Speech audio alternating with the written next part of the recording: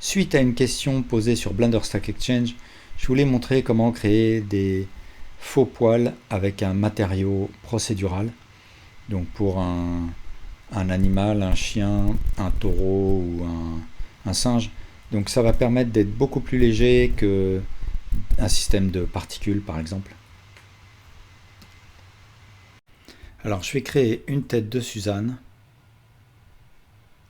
Et ici, dans le panneau des modificateurs, je vais lui attribuer un modificateur Subdivision Surface et je vais faire un clic droit, Shade Smooth. Et ensuite, je vais ouvrir le Shader Editor. Je clique sur New et j'ai activé l'add-on qui s'appelle Node Wrangler. Donc je sélectionne le Principal BSDF et je presse CTRL-T, ce qui va me créer cette suite de nodes. Je vais utiliser la sortie Object de manière à ce que la texture soit projetée de manière homogène sur l'ensemble de la surface de mon objet. Je vais remplacer cette image texture avec un Shift S Texture Noise. Je vais me mettre en mode Material Preview. Donc là, j'ai une lampe de type Sun. Je mets la force à 4. Et je vais mettre un converteur color ramp entre le noise texture et le base color de manière à attribuer deux couleurs à mes poils. Donc ça va être un marron foncé et puis un marron clair. Donc je vais peut-être faire un CTRL C et CTRL V, mais là je vais éclaircir. Je vais rapprocher les deux aiguilles histoire d'avoir quelque chose de plus contrasté et je vais étirer mon noise. Donc ici, dans le node Mapping, sous Scale, je vais augmenter la valeur X de manière à ce que mon noise s'écrase sur X. Et puis, je peux jouer sur l'échelle. Donc là, je peux peut-être mettre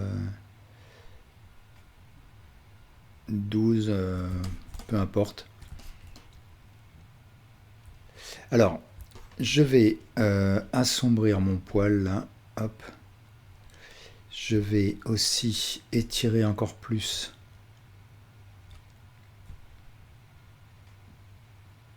Et puis, ce qui me gêne bien sûr, c'est que là, j'ai une réflexion qui est partout identique. Donc, ça donne pas du tout l'impression d'avoir des poils. Donc, ce que je vais faire, c'est brancher un color ramp dans l'entrée spécular de manière à varier l'intensité, la quantité de lumière qui va venir se refléter à la surface de mon objet. Donc je vais créer un converteur color ramp. Je vais brancher le même noise, donc je vais faire un shift clic droit, ce qui va créer ce nœud. Hop, je le branche dans le color ramp. Je branche ce color ramp dans l'entrée spécular.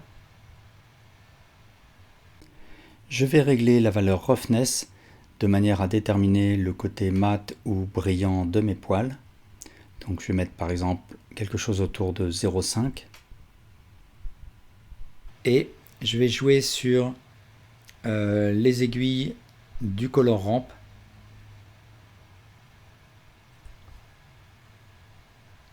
Et je peux aussi jouer sur la valeur de ces aiguilles.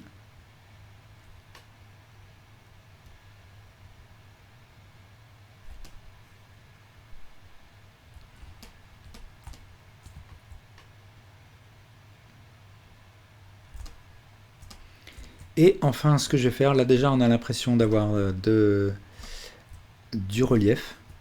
Et ce que je vais faire aussi, c'est alors dupliquer ce color ramp avec un Shift D. Et puis je vais créer un vector bump, brancher le color dans l'entrée height du bump et brancher le bump dans l'entrée normale du principal BSDF, histoire de créer du relief. Et je vais baisser la valeur strength.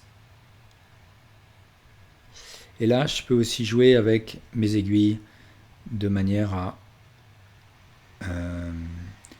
à à créer de la même manière du contraste ou de l'intensité dans le relief.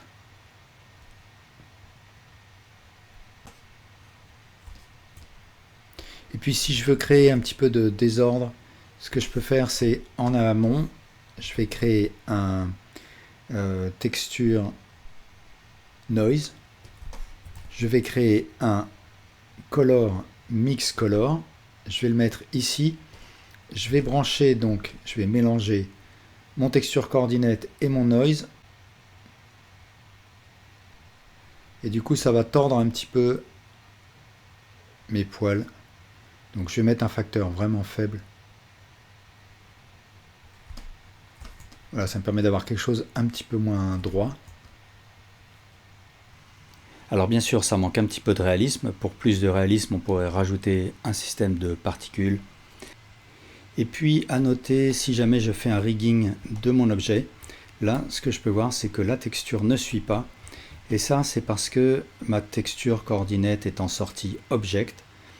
Donc pour résoudre ça, soit je fais un bake de ma texture, soit j'utilise la sortie generated. Et dans ce cas-là, ça va fonctionner. Donc là, ça va changer les proportions de ma texture. Donc bien sûr, il faudrait que je fasse les réglages nécessaires. Alors je ne sais pas pourquoi la sortie object est réglée de cette manière-là. Mais en tout cas, il faut le garder à l'esprit. Voilà, merci beaucoup pour votre attention.